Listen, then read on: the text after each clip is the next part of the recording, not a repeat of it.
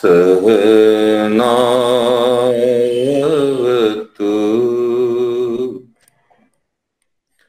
सहनौ भुनक्तु सह वीर्यं करवावहै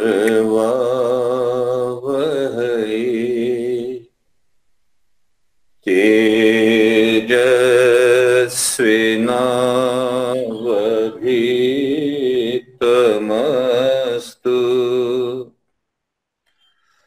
मा विद्विषावहै।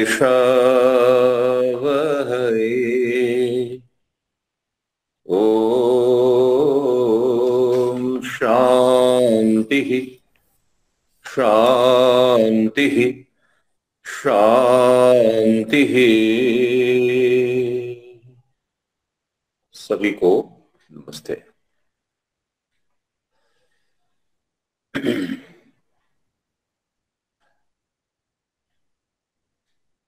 मेरे प्रिय विद्यार्थी गण एवं मातृशक्ति, आज मैं उपनयन संस्कार को लेकर के थोड़ी बात आपके सामने रखूंगा, क्योंकि प्रकरण प्रजापति का चल रहा है। पिछले सत्र में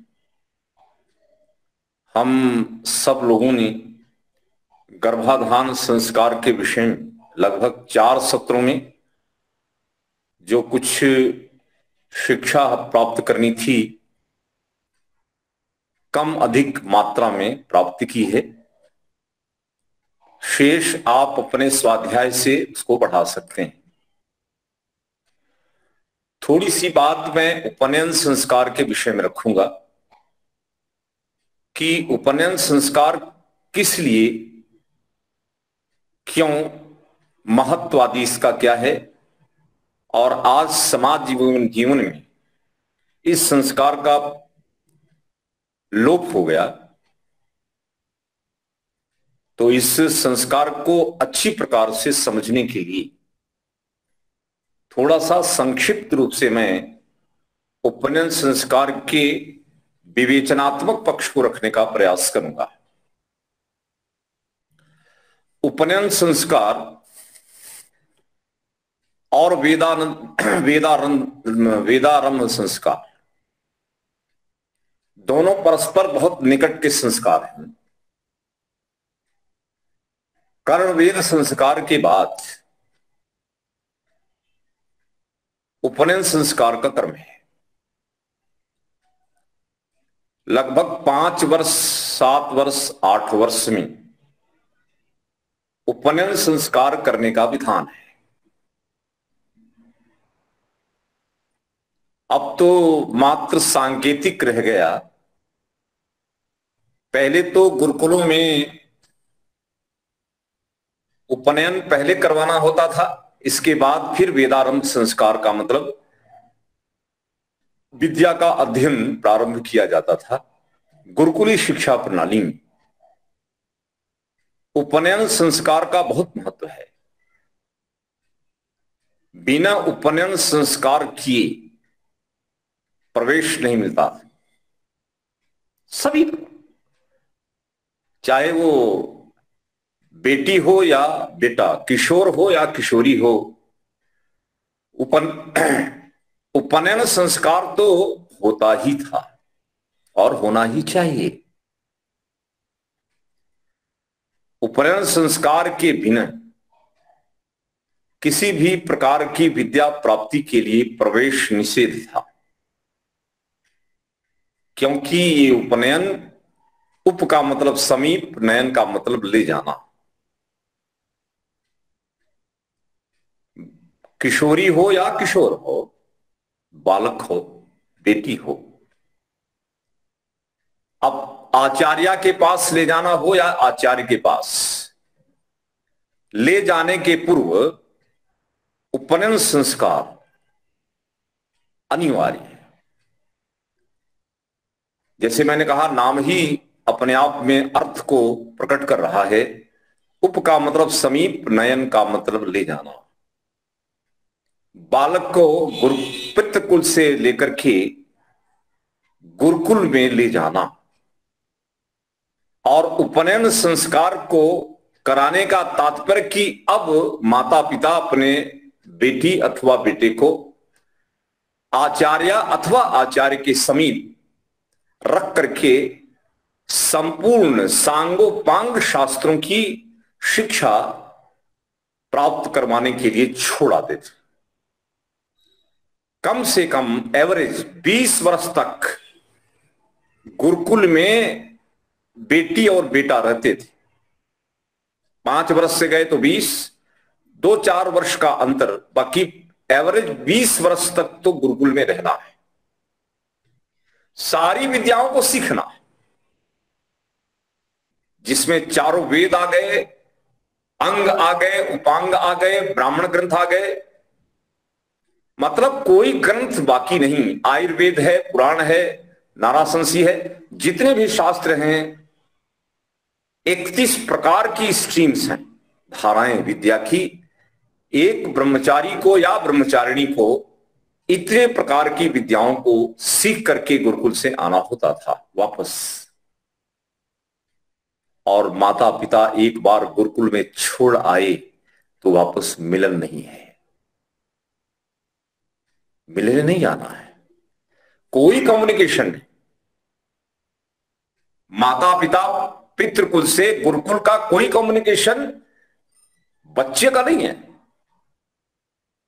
अगर कम्युनिकेशन शुरू होगा तो बच्चे के अध्ययन में, शिक्षा प्राप्ति में व्यवधान उत्पन्न होगा। आजकल तो बच्चे मां बाप के साथ रहते हैं, इसीलिए कोई निर्माण होता नहीं है। 5 वर्ष, 7 वर्ष के बाद, 8 वर्ष के बाद बच्चे को पितृकुल से निश्चित बाहर डाल देना आवश्यक है। आजकल बोर्डिंग सिस्टम चले हैं, लेकिन वो स्वरूप नहीं है। फिर भी लोगों को इतना तो समझ में आ रहा है कि बच्चा अगर हमसे दूर जाएगा और अच्छे आचार्य, अच्छे संरक्षक के अधीन रहेगा तो घर की तुलना में वहां अच्छा अध्ययन कर पाएगा, सीख पाएगा। इतना तो लोगों के दिमाग में अब धीरे धीरे आ रहा है, लेकिन वो मूल स्पिरिट के अनुकूल नहीं है। शिक्षा का जो स्तर है या शिक्षा में जो कंटेंट दिए जा रहे हैं वो कंटेंट बहुत सीमित है, उससे विराट व्यक्तित्व निर्माण की संभावना नहीं है। तो यहां पर स्पष्ट किया कि उपनयन संस्कार शिक्षा मंदिर में प्रवेश करने का द्वार है, और आगे इस द्वार में प्रविष्ट होकर विद्या का अध्ययन किया जाता था, जिसको हम क्या कहते थे? वेदारंभ संस्कार, शिक्षा का प्रारंभ है। तो उपनयन संस्कार और वेदारंभ संस्कार दोनों बहुत निकट के, साथ साथ होने। अब आगे देखिए, उपनयन की के विषय में कुछ कुछ चीजें जो हैं मोटे मोटे तौर पर मैं आपको बता दे रहा हूं, क्योंकि ये बड़ा लंबा विषय है। उपनयन संस्कार अपने आप में कम से कम 5 से 6 सेशन की अपेक्षा होती है, तब पूरा समझ में आना है। लेकिन हम एक सेशन में संक्षिप्त विवेचन करके इसके महत्व को समझाने का प्रयास करेंगे। अब आप देखें कि यहां लिखा कि अत ऊर्ध्वम पतित सावित्री का भवन्ति।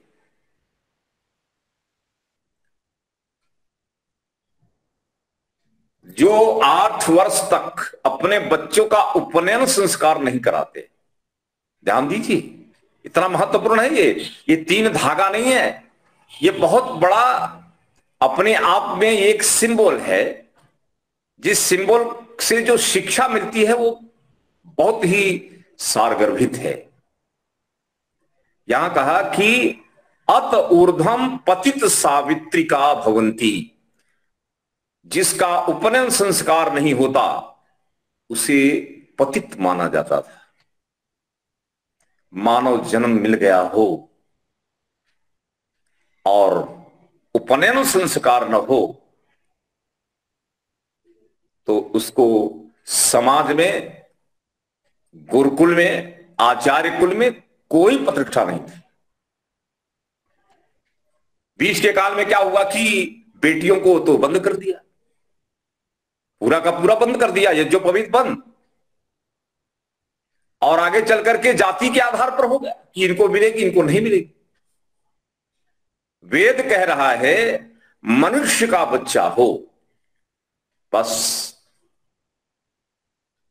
मनुष्य का संतान हो, सभी को यज्ञोपवीत, बेटी हो या बेटा, धारण करना ही है। आप क्या कोई आजकल इस धरती पर है जो अपने बच्चों को विद्यालय भेजने की इच्छा नहीं करता है?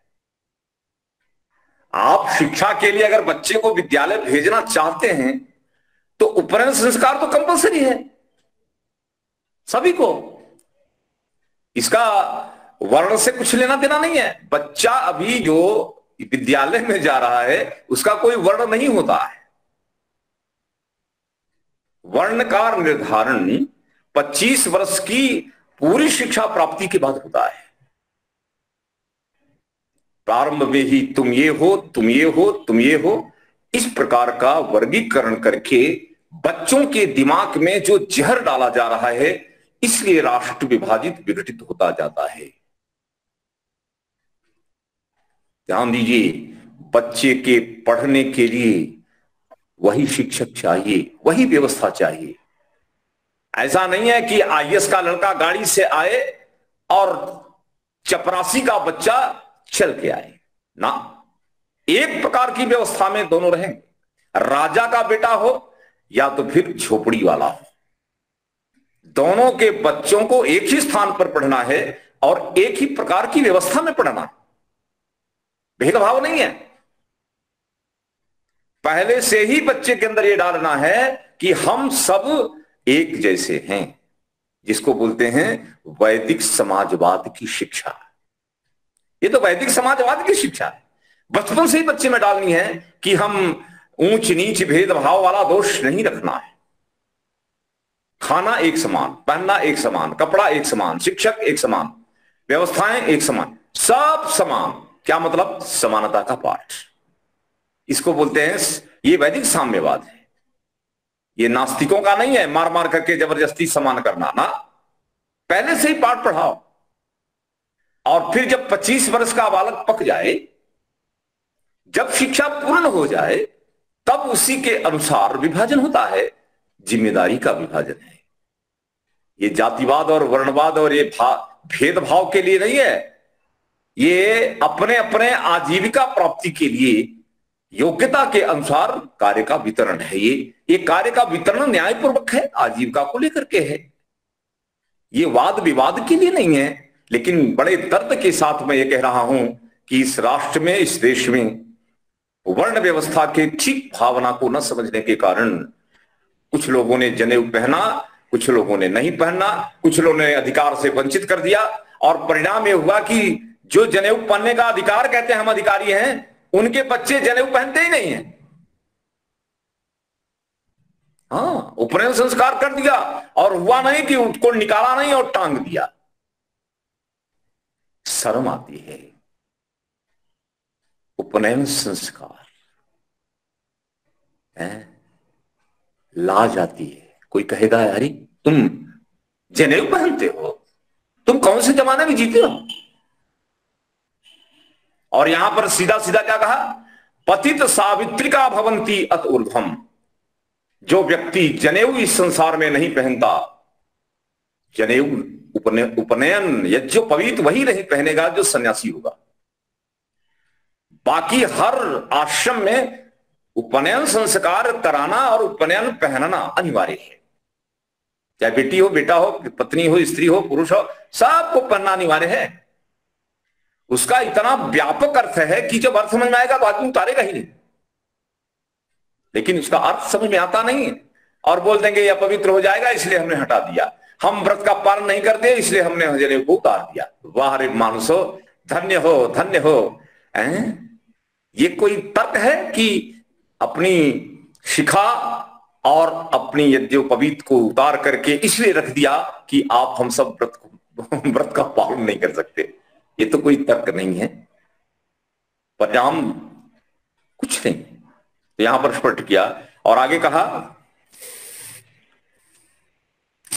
ध्यान में, उपनयन के बाद थोड़ी थोड़ी बातें समझ लेंगे तो महत्व थोड़ा सा ज्ञान में आएगा। उपनयन के बाद बालक द्विज कहलाता है। द्विज, जन्मना प्रथमजा, ध्यान दीजिए, जन्म से सब को हम बोलते हैं प्रथमजा।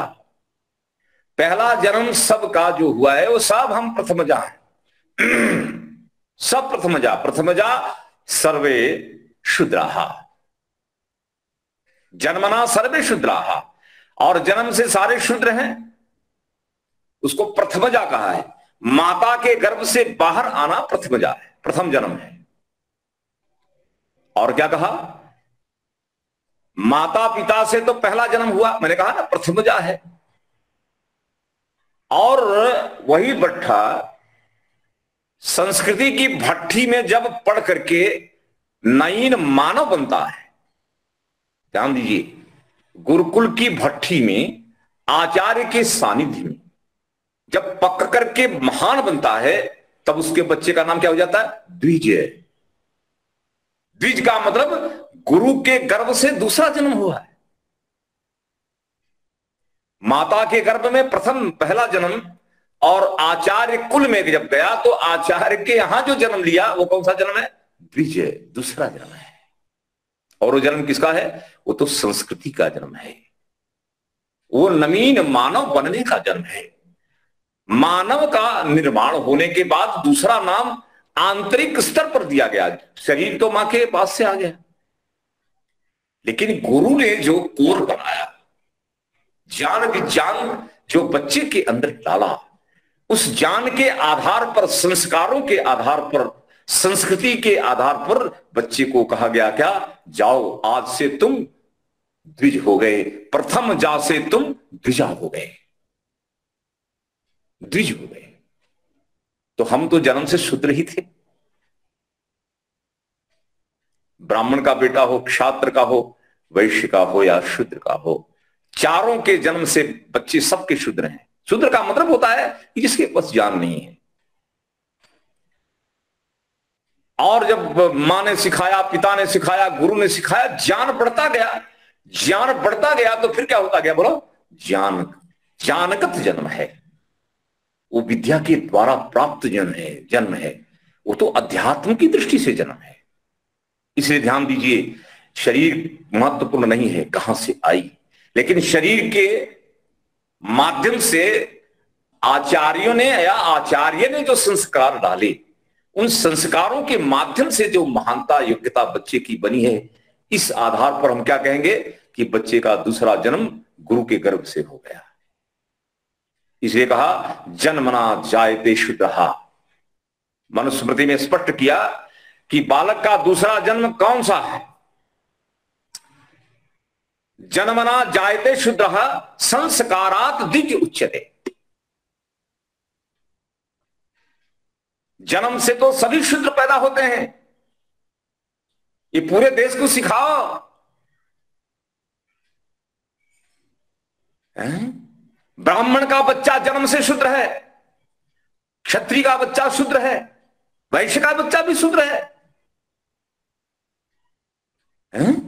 जन्म में सीधा सीधा क्या है? जन्मना सर्वे शूद्रः संस्कारात् द्विज उच्यते। संस्कार से दूसरा जन्म होता है, संस्कार दूसरे जन्म का कारण है जी।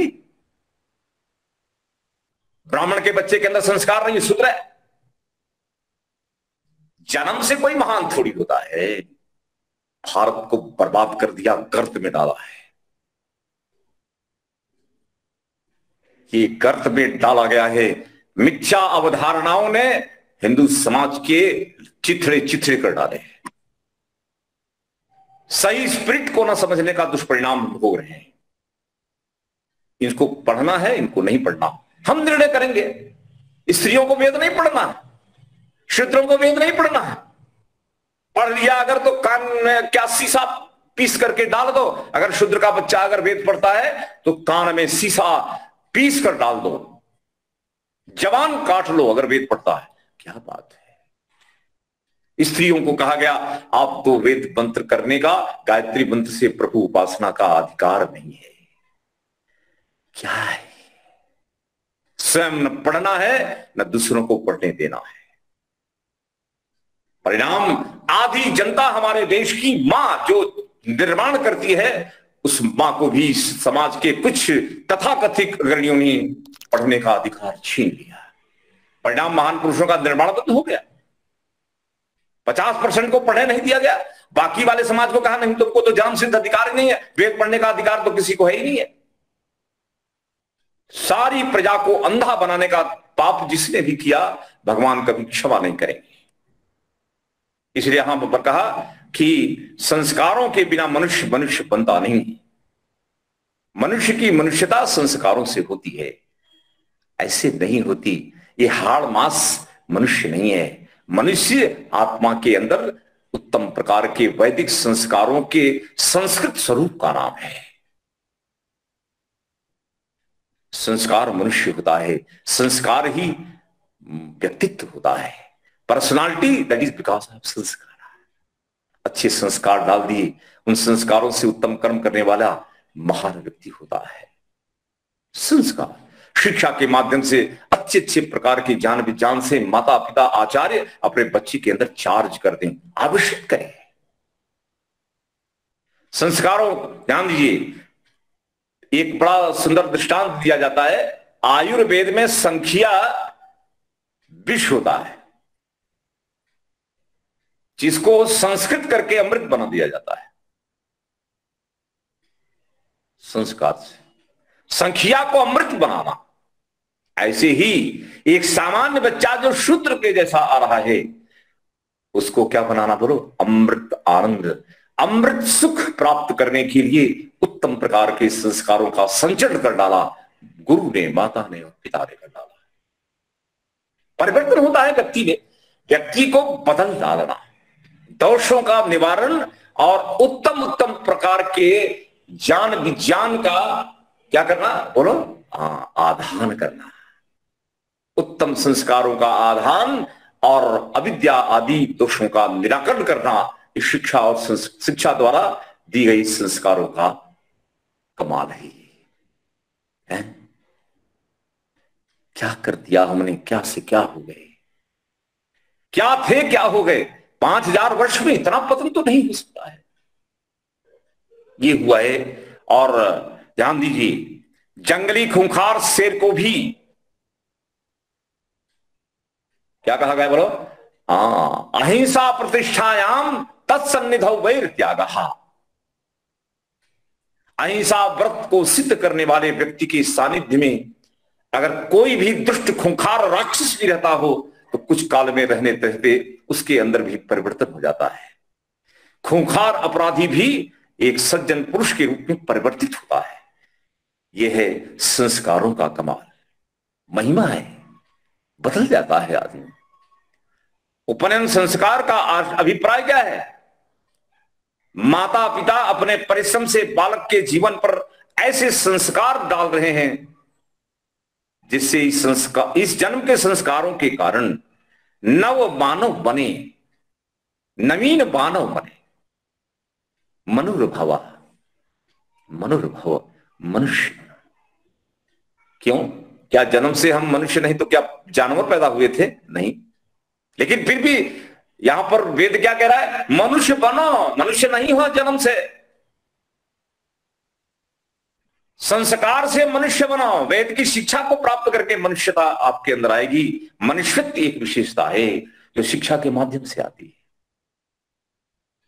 वेद की शिक्षा बड़े बड़े आचार्य आचार्याएं इस देश में होती तो आज ये समाज इतने पतित अवस्था में नहीं होता है। किसी का नाम हम नहीं लेना चाहते। कौन इस वैदिक संस्कृति का विनाश करने वाला कौन है? किसने किया है? किसने 16 संस्कारों को गायब कर दिया संसार के जीवन में से?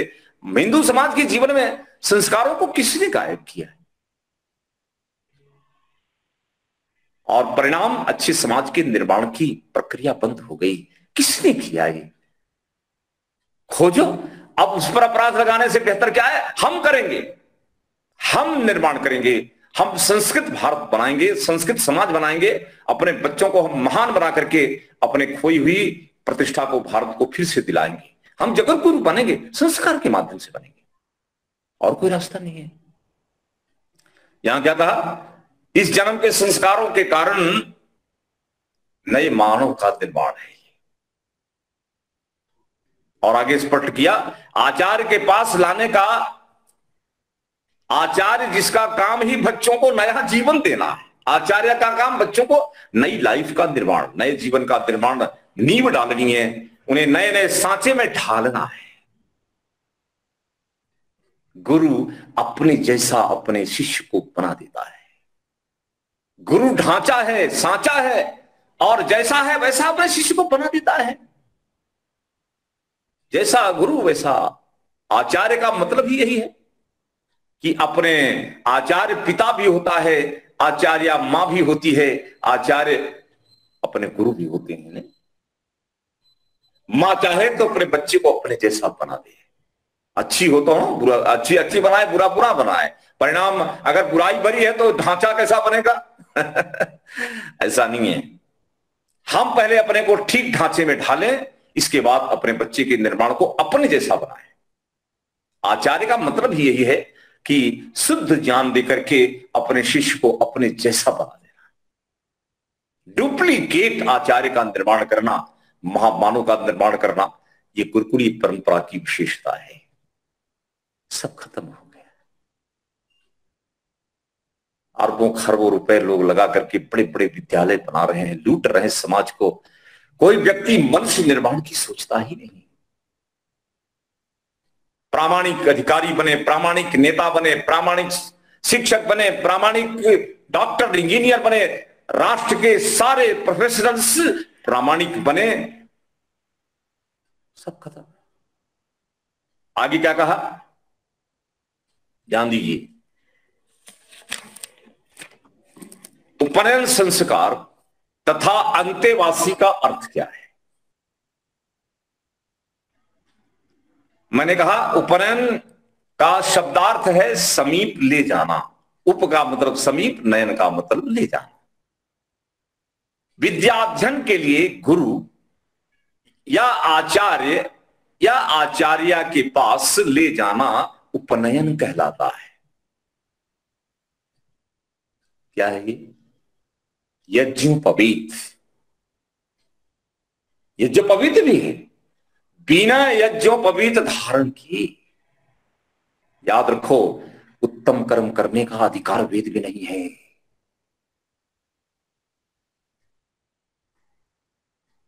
यज्ञोपवीत, पहले यज्ञोपवीत धारण करो, इसके बाद उत्तम कर्म करो। क्यों? ये आपका अनुमति पत्र है, अनुमति सूत्र है। ये बताता है कि ये व्यक्ति यज्ञ करने की योग्य है। प्रमाण पत्र है ये, और सभी को पहनाना, irrespective of caste, creed, colour, class, सबको अधिकार है, होता है। वेद में कहा कि ब्रह्मचर्य कन्या युवानम विंदते पति। बोलते हैं ना कि कन्याओं को तो वेद पढ़ने का अधिकार नहीं। भगवान ने वेद में कहा, खुद ही कहा है, ब्रह्मचर्येण कन्या युवानम पतिम विंदते। ब्रह्मचर्य आश्रम में रहती हुई कन्या, बोलो, वेद का अध्ययन करके अपने जैसे योग्यता वाले युवान पति का वर्ण करे, ब्रह्मचर्याश्रम में रह करके वर्ण करे। पढ़ने का अधिकार तो वेद ने सबको दिया है, स्त्री को पढ़ने का अधिकार छीन लिया। वेद ने कहा ये जिसने भी किया है हम छोड़ेंगे नहीं। वैदिक संस्कृति की धारा को जिसने भी रोका है नहीं करेंगे, अक्षम्य अपराध है।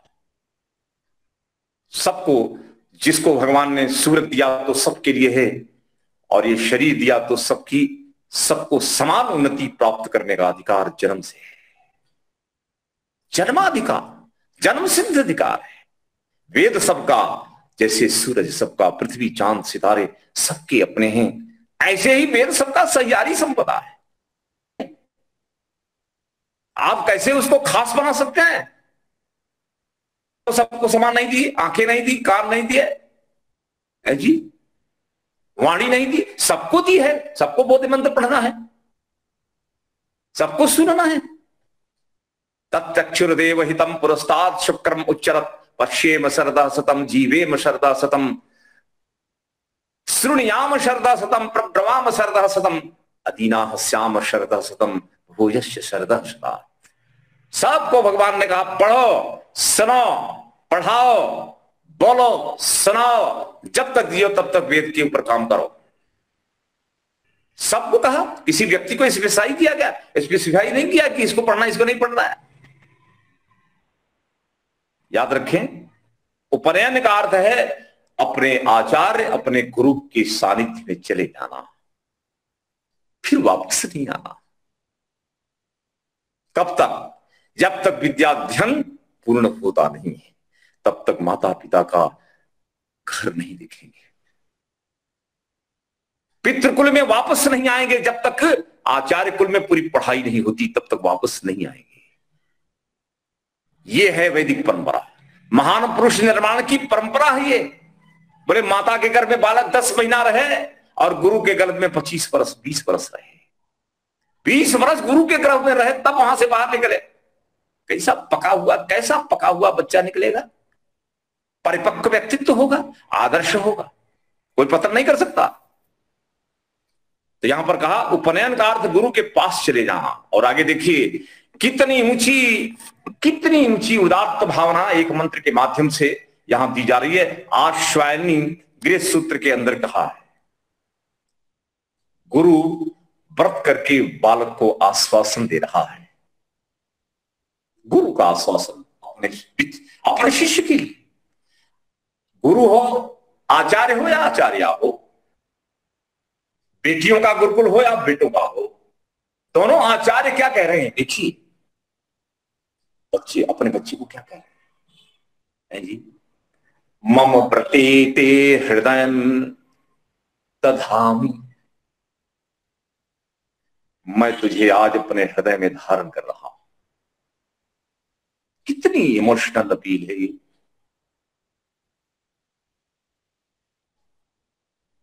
मम प्रत्येते हृदय विष्टम अनुचितम ते अस्तु मम वाचम एक मनाजुषस्व बृहस्पतिष्ट्वा न्यूनक्तु महयम। क्या कहा? तेरे हृदय को मैं अपने हृदय में ले रहा हूं। वाह! हे बालक, हे बालिका, मैं तुझे अपने हृदय में ले रहा हूं। कौन से गर्भ में जा रहा है जी? तेरे हृदय को मैं अपने हृदय में ले रहा हूं। मेरे चित्त को अपने चित्त, ध्यान दीजिए, तेरे चित्त को मैं अपने चित्त में ले रहा हूं। गुरु तथा शिष्य के एक दूसरे के इतना निकट आने का यत्न करते हैं कि वे दोनों एक मन हो जाएं, एक मन, या एक दूसरे के प्रति दुविधा में न रहें। कितनी बड़ी जिम्मेदारी है ये।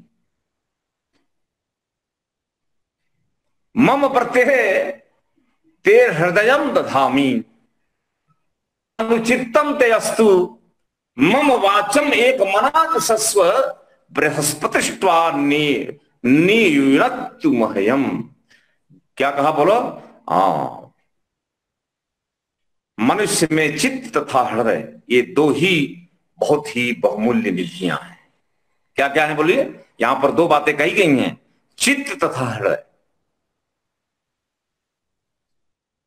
मन और हृदय, अर्थात इसको बुद्धि और हृदय कह सकते हैं।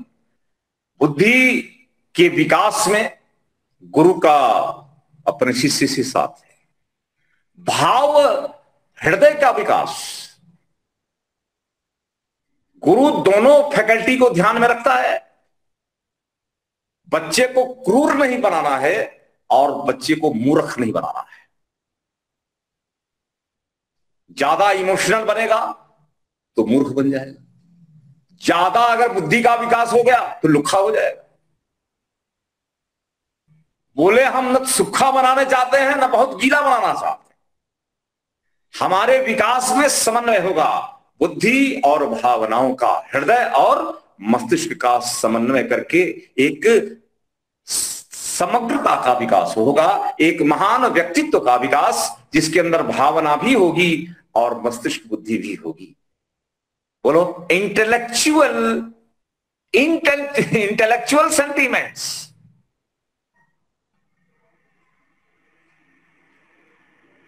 जो भरा नहीं है भाव से, वो दिल नहीं है, पत्थर है। गुरुकुल में निकलने वाले परिपक्व विद्यार्थी भाव से भरी हुई और ज्ञान से चमकते हुए, ज्ञान से चमकते और भाव से भरे, ऐसे हेड एंड हार्ट से संतुलित समन्वय व्यक्तित्व को लेकर के गुरुकुल से वेदारंभ संस्कार पूर्ण होने के बाद, क्या है बोलो? वेदारंभ संस्कार का अंतिम क्या है? जहां पर जाकर के पदवी पदवी दान समारंभ है, समावर्तन संस्कार। शिक्षा पूरी हो गई, अब चलो वापस। समावर्तन संस्कार में पूरी डिग्री पूरी हो गई, सब पढ़ रहे हैं।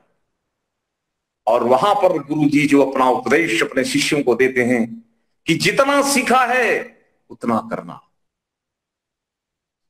स्वाध्याय, ध्यान दीजिए क्या कहा? स्वाध्यायात मा प्रमदितव्यम। स्वाध्याय में कभी प्रमाद मत करना, प्रभु से प्रीति बना के रखना, समाज के समस्त प्राणियों के प्रति वैर भाव न रखकर प्रीति भाव रखना, सबके साथ समन्वयवादी जीवन बना के रहना, सामंजस्य बनाना। गृहस्थ आश्रम में जा रहे हो तो वहां पर संपूर्ण जो वैदिक गृहस्थ है उसी गृहस्थ को जीना और अपने घर को स्वर्ग बनाकर उत्तम प्रकार की संतानों का निर्माण करना। ये सारा उपदेश कब हो रहा है? समावर्तन, वापस लौट रहे।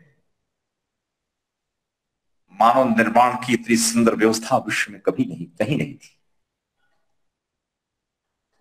आज राम और योगेश्वर कृष्ण जैसे नाम हम लोग अपनी वाणी से लेते हैं, वाणी पवित्र होती है।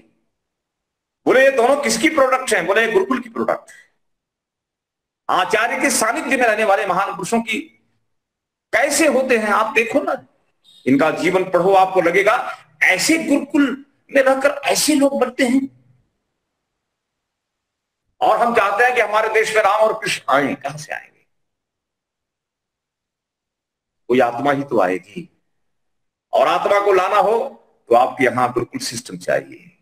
राम और कृष्ण जैसे महान पुरुष बनाना हो तो गुरुकुल सिस्टम चाहिए। ये सिस्टम में कोई नहीं आने वाला।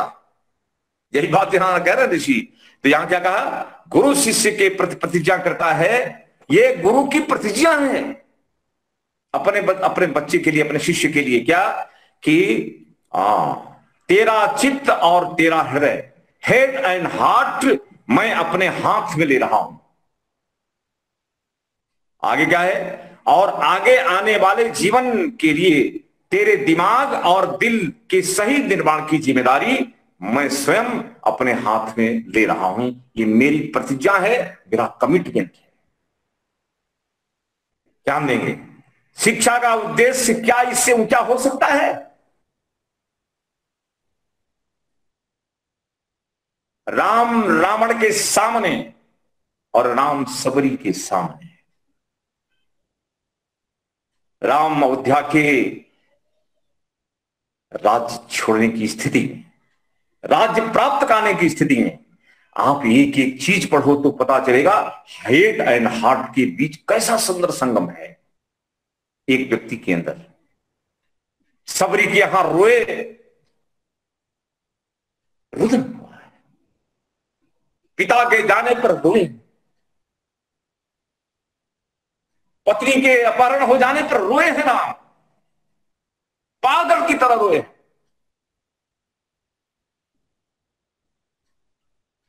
प्रजा को छोड़ा है तब रोए, राज्य के लिए नहीं रोए। बात को पकड़ो। हमारे यहां की परंपरा राज्य के लिए रोना नहीं है, मूल्यों के लिए। मेरे कारण मैं अगर होता तो मेरी प्रजा का मैं सेवा, मेरी सेवा का लाभ मेरी प्रजा को मैं नहीं दे पाऊंगा, ये सोचकर रोने वाले राम, संवेदनाओं से भरे हुए, कितना संवेदना, हार, हृदय विभाग कितना कितना सरस है, कितना ऊंचा है। राम जितना भावुक व्यक्तित्व आपको मिलेगा नहीं संसार, इतना इमोशनल से भरे हुए। क्षमा कर दो, छोड़ दो, जाने दो, लेकिन अगर किसी ने पीड़ा दी होगी निर्दोष को तो राम अग्नि के समान तेजस्वी। आतताइयों के आगे क्या है बोलो, आग है, और सदाचारियों के सामने चांद की तरह शीतल व्यक्तित्व। सूरज और चांद राम और योगेश्वर दोनों में है, ये निर्माण है। हार्ट एंड हेड दोनों को जिम्मेदारी, दोनों के विकास की जिम्मेदारी गुरु की है। हम हृदय भी संभालेंगे और हार्ट, क्या बोलो, हेड भी संभालेंगे। हम भाव को भी संभालेंगे और समझदारी को भी बढ़ाएंगे। अंडरस्टैंडिंग लीड करेगी, उसके पीछे भाव का प्रवाह होगा, भाव प्रवाह, ये निर्माण है। यहां पर स्पष्ट किया कि इतना सुंदर घोषणा संसार के कहीं किसी भी एजुकेशन विभाग में, एजुकेशन की फैकल्टी में गुरु अपने शिष्य के लिए नहीं करता है। माता पिता को आश्वासन दे रहे हैं, आप जाइए, आप जाइए, आप निश्चित रहिए। हम प्रतिज्ञा करते हैं कि आपके बालक की दोनों स्तर पर हम विकास करेंगे और आपको पूर्ण व्यक्ति बना करके सौंपेंगे। ये पूरा प्रतिबद्धता अपने आचार्यों की और आचार्यों की इस धरती पर रही है। ज्यादा नहीं हुए हैं, 5000 वर्ष पहले तक थी। ये ऐसा है देश। आगे देखिए, और आगे देखें क्या है।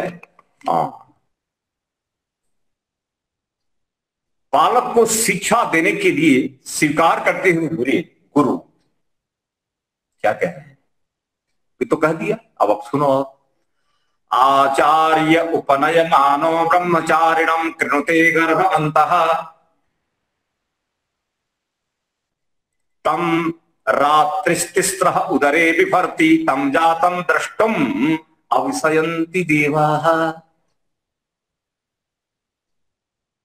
क्या कर रहे हैं, बालक को शिक्षा देने के लिए स्वीकार करते हुए गुरु उसे इस प्रकार सुरक्षित संभाल कर रखते हैं जैसे माता पुत्र को अपने गर्भ में सुरक्षित रखती हुई संभालती है। मां है। आचार्य, चाहे आचार्य हो या आचार्य हो, दोनों अपने बालक को, अपने शिष्य को, अंतेवासी को कैसे संभालते हैं, जैसे मां अपने गर्भ में अपने बच्चे को सुरक्षित संभालती है, ऐसे आचार्य।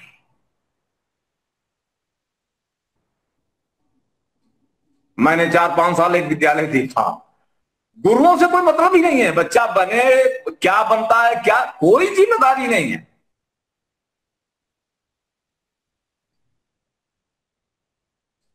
आज के समय में किसको आचार्य कहोगे? कुछ नहीं पाया तो आचार्य बन गए। आचार्य का मतलब मेरिट में जो टॉप पर होता है उसको आचार्य बनना चाहिए, गोल्ड मेडलिस्ट। और आजकल क्या है, लोएस्ट लेवल जिसका है वो आचार्य बना हुआ है। कुछ नहीं कर पाए तो टीचर बन गए। इस प्रकार की बातें होती। टीचर गोल्ड मेडलिस्ट होना चाहिए, टॉपर, टॉप मोस्ट होना चाहिए। अरे मनुष्य का निर्माण करने वाला व्यक्ति थर्ड क्लास का चलेगा? पैसे का लोभी, लालची, कृपण, निकम्मा, कामचोर, दुष्चरित्र, जिसका अपना कोई चरित्र नहीं है, ऐसे व्यक्ति बच्चों का निर्माण करेंगे क्या? सारा क्रीमी, आपका पूरा क्रीमी लेयर जो है वो टीचिंग में जाना नहीं चाहता। ये तो सरकार को करने की आवश्यकता है कि टॉपर बच्चे सब शिक्षण में जाएंगे, प्रोत्साहन दीजिए। टीचिंग लाइन में टॉप मोस्ट मेरिट जाएगी, जो निर्माण करेगी राष्ट्र का निर्माण। राष्ट्र का निर्माण कौन कर रहा है? 3,000 रुपए दे रहे हैं। ये जितने भी है ना, ये मैनेजमेंट जो संभालते हैं, ये इतने बड़े शोषक हैं। टीचर भी क्या करें? खाने भर के लिए उसको नहीं मिलता है, रोते हैं शिक्षक। ये स्थिति बना रखी है इस देश में। शिक्षक को मुंह मांगा धन मिलना चाहिए। शिक्षक तो मांगता नहीं है, लेकिन मांगता नहीं है तो देना ही बंद कर दिया। ऐसा थोड़ी होता है। थोड़ा पढ़ाई किए, आईएएस हो गए। बोले आईएएस क्यों हो गए? बोले आईएएस में लूटने क्या पूरी छूट है ना, प्रमाण पत्र है। बड़े बड़े उपाधियां पाओ, देश को लूटो, समाज को लूटो, लूटने की छूट। माता पिता कहें लूटो, आचार्य भी कहता है पैसा कमाओ, पढ़ाया है तो आईएएस कमाया है तो ऐसे क्या है? 2 करोड़ का 10 करोड़ का जो है वो दहेज लेंगे, लूटेंगे देश को, समाज को। ये स्तर गिरा है। क्यों गिरा ये स्तर? ये स्तर इसलिए गिरा है कि चरित्रवान आचार्य और आचार्य नहीं है। ईश्वर भक्त आज हमारे देश में शिक्षा विभाग में नहीं है। ये सारे के सारे नास्तिकों ने देश की दशा बिगाड़ के रख दी है। ये मैं अपने दिल की आवाज कह रहा हूं। भगवान भी यही सोच रहे हैं और हम भी यही, हमारे मन में जब चिंतन करता हूं तो यही मन में आता है। शिक्षा विभाग जो है वो स्वतंत्र होना चाहिए, ऑटोनॉमस होना चाहिए, और उसके अंदर जितने भी सिलेक्शन हो वो सरकार के बिल्कुल हस्तगत नहीं होना चाहिए। सरकार के अधीन गई हुई शिक्षा अपंग हो जाती है, उसमें कुछ नहीं रहता, कोई सार नहीं, सब पैसा कमाने का एक धंधा खोल रखा है। ऐसी कई शिक्षा होती है क्या? इसलिए यहां क्या कर रहा है बोलो? आचार्य हो, आचार्य हो, वो अपने गर्भ में बच्चे को कैसे शिष्य को संभालते हैं बोलो? जैसे माता अपने गर्भ में अपने संतान को सुरक्षित करती है, ऐसा। और आगे क्या कहा? अंतेवासी का मतलब क्या है? अंत्य का मतलब समीप, वासी का मतलब रहने वाला, दिल में रहने वाला शिष्य होता है टीचर के। याद रखो, शिक्षक के, आचार्य के दिल में निवास करने वाले का नाम अंतेवासी है। अंतेवासी का मतलब वो शिष्य जो गुरु के दिल में रहता है। एक एक बच्चे का हिसाब अपने शिक्षक के दिल दिमाग में रहता है। जैसे माता पिता अपने बच्चे की चिंता करे, उससे हजारों गुना ज्यादा चिंता तो आचार्य अपने शिष्य की करता है। इतना संवेदनशील टीचर और गुरु, आचार्य, ऋषि, महात्मा, संत इस देश में हुए जिन्होंने अपने शिष्यों के लिए क्या नहीं किया है। यह बात यहां कही, आचार्य कुल में विद्यार्थी दूषित वातावरण से प्रभावित होने से बचाना है। क्या गुरु शिष्य के संबंध का इतना ऊंचा जो प्रोफाइल खींचा गया है, क्या इतना अच्छा प्रोफाइल संसार के किसी भी विश्वविद्यालय या शिक्षा संस्थान में हो सकता है? मातृगर्भ में शिशु की सुरक्षा की तरह आचार्य कुल में विद्यार्थी को बचाना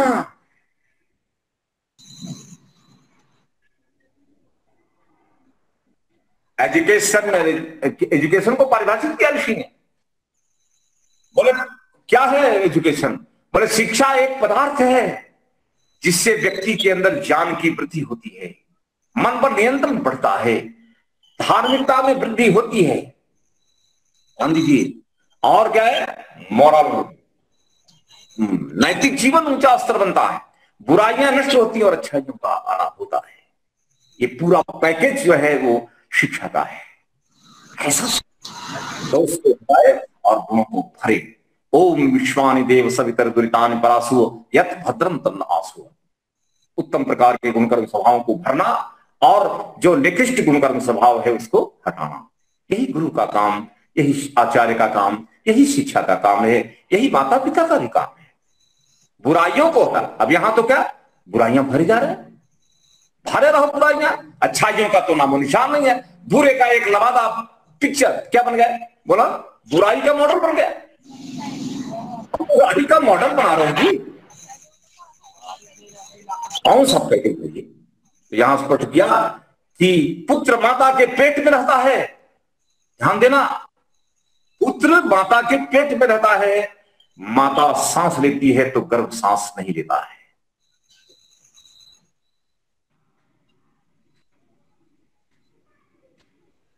सुन लो, माता सांस लेती है तो ध्यान दीजिए, गर्भ सांस नहीं लेता।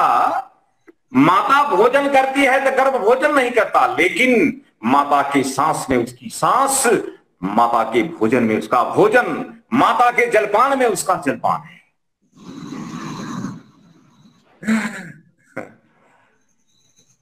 मां जो लेती है बच्चे को मिलता है।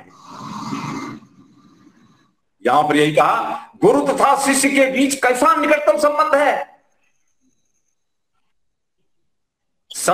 उपनयन को समझाने के लिए माता तथा गर्भ के संबंध से अधिक सुंदर कोई उपमा दी जा सकती नहीं है। इतना सुंदर दृष्टांत। गुरु खाता है तो अपने शिष्य के लिए, गुरु पीता है तो अपने शिष्य के लिए, गुरु कुछ भी करता है तो अपने शिष्य के लिए। गुरु शिष्य के ताल पर नाचता है, गुरु के ताल पर आचार्य, ध्यान दीजिए, गुरु के ताल पर शिष्य नाचे और शिष्य की ताल पर गुरु नाचे। ये कितना सुंदर गुरु शिष्य का तालमेल है, कितना बढ़िया हारमोन शिष्य के बीच में है। इस बात को हम बताया जाता है। हमने यज्ञोपवीत का महत्व समझा करके कक्षा को समाप्त करेंगे। यज्ञोपवीत की महिमा क्या है? यहां बताया कि यज्ञोपवीत में 3 सूत्र हैं, 1 2 3। एक एक सूत्र किसकी सूचना दे रहे हैं, सिंबलाइज कर रहे हैं। हम लोग जन्म लेते ही 3 ऋण लेकर के संसार में आते हैं। 3 ऋण हम पर चढ़ा है बाय बर्थ, मतलब जन्म से ही चढ़ा है 3 ऋण।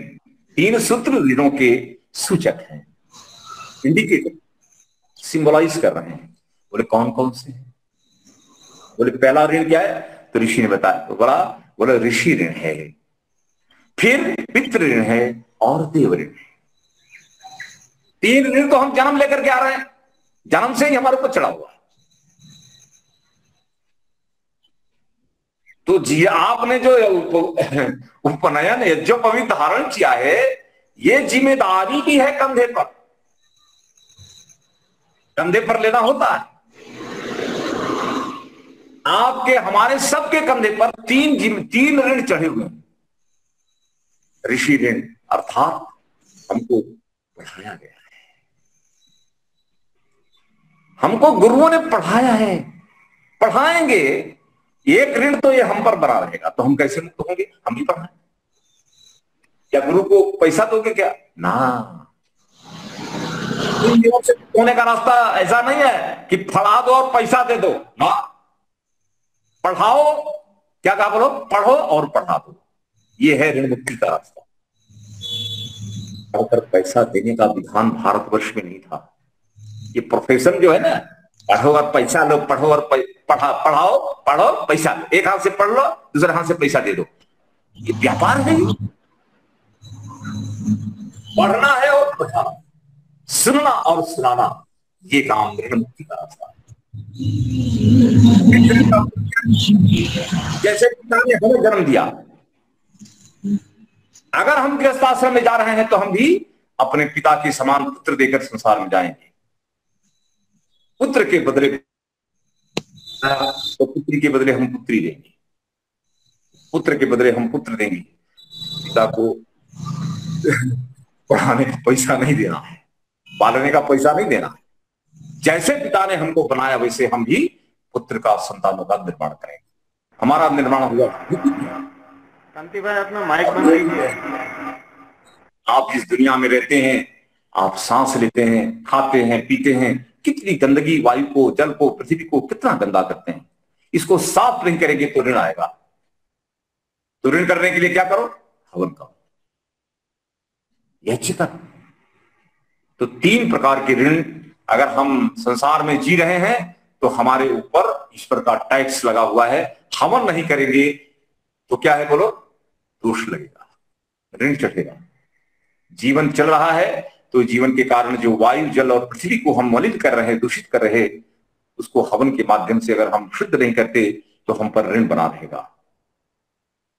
तो इस प्रकार ये 3 ऋण, 3 सूत्र संकेत कर रहे हैं कि इन 3 सूत्रों को आपने 3 प्रकार के जन्मजात ऋणों से मुक्त होने के लिए करना हुआ है।